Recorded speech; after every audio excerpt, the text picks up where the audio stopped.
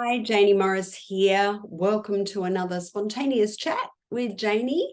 I wanted to jump on. It's the end of the week, and hope wherever you are in this amazing, beautiful world of ours, you've been having a good week.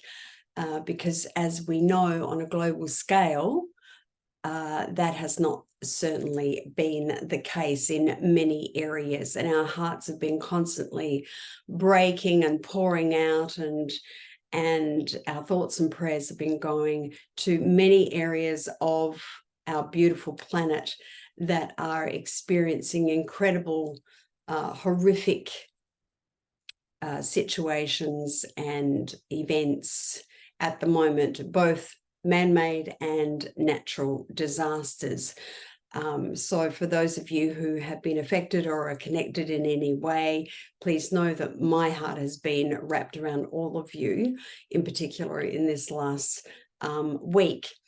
I wanted to spontaneously jump on, speaking of the last week, and not talk about what I have been discussing a lot lately. And yes, thank you for your emails and your texts and your phone calls in regards to my latest videos, which have been specifically relating into issues in regards to narcissists, into post-separation financial abuse, domestic abuse, and so on and so forth. And of course, you know, we all know that the reason that I'm focusing on that is because my latest book has been released this time next year, Your Guidebook to Life Freedom, which is it's a lifeline book. It's a roadmap to recreating and restarting, especially for women over 50, restarting your life in a healthy, happy, and abundant way, and healing, but also with eternal optimism. But today I want to talk about something really personal that has happened to me in the last week. And the reason I want to share it with you is that upon reflecting on many elements of it this morning, I also felt, I felt very strongly that there would be so many of you that would relate to it, and you would want to hear about it and perhaps hear some of my ideas of healing and solutions. I had a health scare at the beginning of this week. I had a health scare that rocked me to my core. I woke up in the early hours of the morning, and I felt quite dizzy. And I went to get out of bed to go to the bathroom, and the dizziness was overwhelming to the point where I just felt like I was going to keep falling all the time. And with this dizziness came an incredible, overwhelming feeling of nausea and wanting to vomit. And it was terrible. It was both terrible and it was terrifying. I was out of control. I couldn't control my body. I couldn't control the dizziness. I was confused. I was disorientated. This feeling of nausea was so revolting that there was a part of me that just wanted to purge and immediately just to stop it. And I put my head back down on the bed, and the dizziness was like to be honest, I've been trying to work out how to describe it and haven't been able to find a way yet. But the dizziness was overwhelming. The nausea was coming up even worse. And then I started getting tightness in my chest. And in those moments, I felt very strongly that I was either about to have a heart attack or I was about to have a stroke. And I felt this pain, which over the last 12 months, I keep getting a pain like a knife going into my head. And it comes in very quickly, and then the pain's there, and then it goes away. And I've had tests and what have you, and nothing can be found on that. However, I started to get this pain again, and the dizziness was getting worse and worse and worse. And I lay there with my hands on my heart,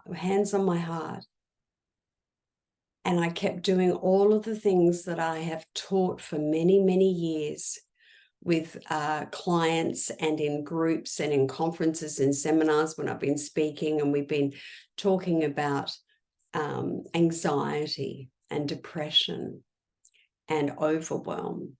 And I breathed into it, and I was breathing out, and I was trying to get myself all the way through it, for fear that if it was anything other than I thought it might have been in that moment, that I may well have a heart attack and die right there.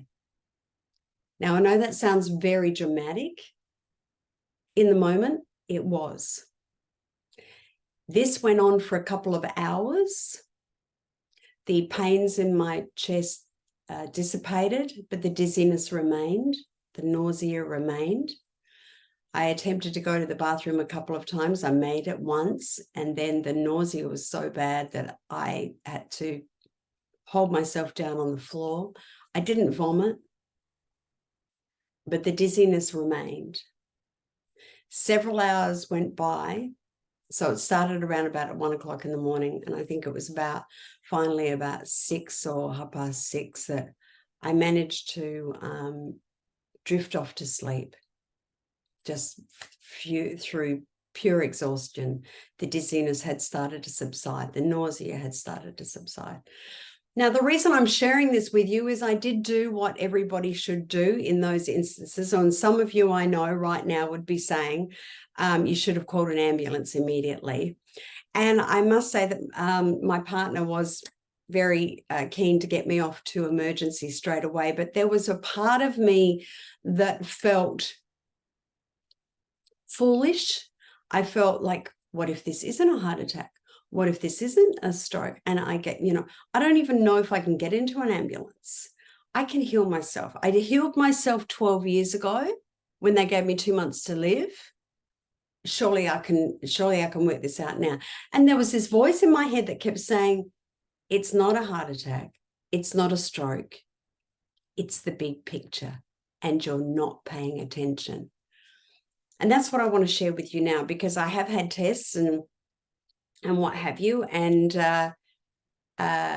what has come back and what my medicos have shared with me is that everything that happened to me in the early hours earlier this week was a direct result of overwhelming stress and anxiety that I have allowed myself to put myself through over the last few months in particular, either consciously or subconsciously.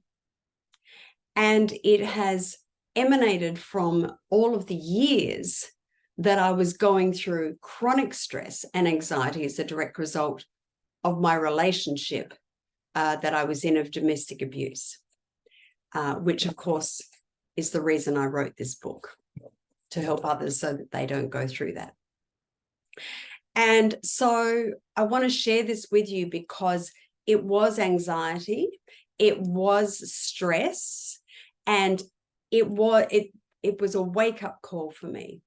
Pardon the pun, but it was a wake-up call for me that I don't have to do everything myself. I don't have to be everything for all people. I don't have to put on a mask to others when things aren't going right.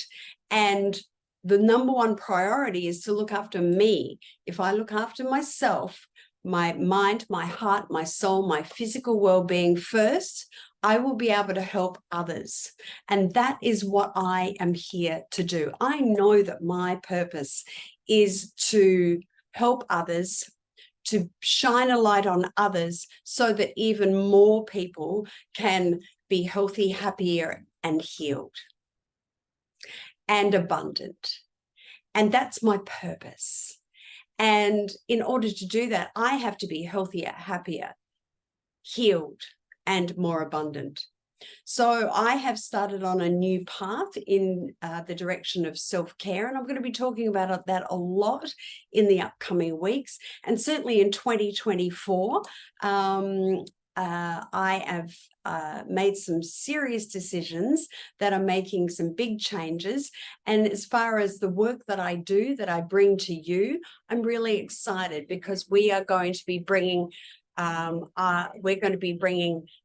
a whole new world of simplicity and reduction of stress and anxiety and issues and tips and resources, all from research and personal stories and powerful stories from other people that have been going through this, that have been triggered obviously through the pandemic, but essentially life lessons.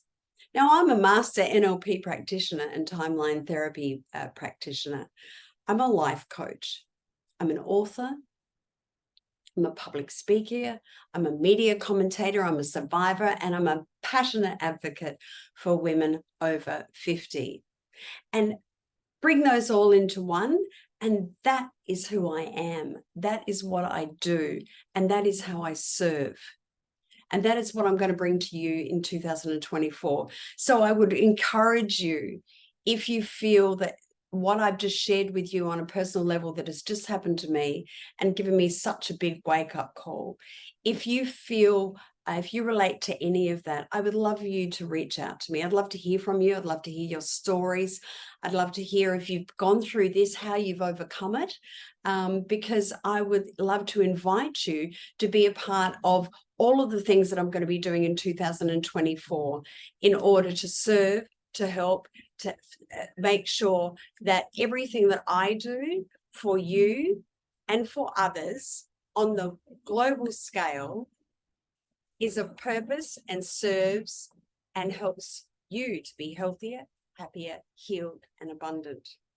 So wherever you are in this amazing, beautiful world of ours, I hope you have an absolutely fabulous rest of the day. And I'm looking forward to hearing from you. Remember to go to my website, jayniemorris.com, subscribe, because big changes are going to happen there. My book, of course, is available through the website. So if you'd like to order a copy of this book, you can go to the website, click on the link, and it'll take you directly to the order page. And of course, it's also available on Amazon. If you've already bought the book, and I know so many of you have, because I've heard from so many of you, and thank you so much. I'm so grateful.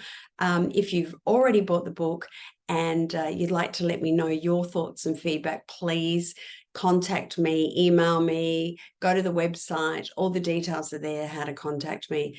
And also in 2024, I have been asked to start speaking on at many events, conferences, and seminars and podcasts. So if you'd like to have me join you at your event or on your podcast, I would be honored to do so. So please reach out to me and let's make the magic happen. Anyway, have an absolutely fabulous weekend, and thanks for listening. See you soon.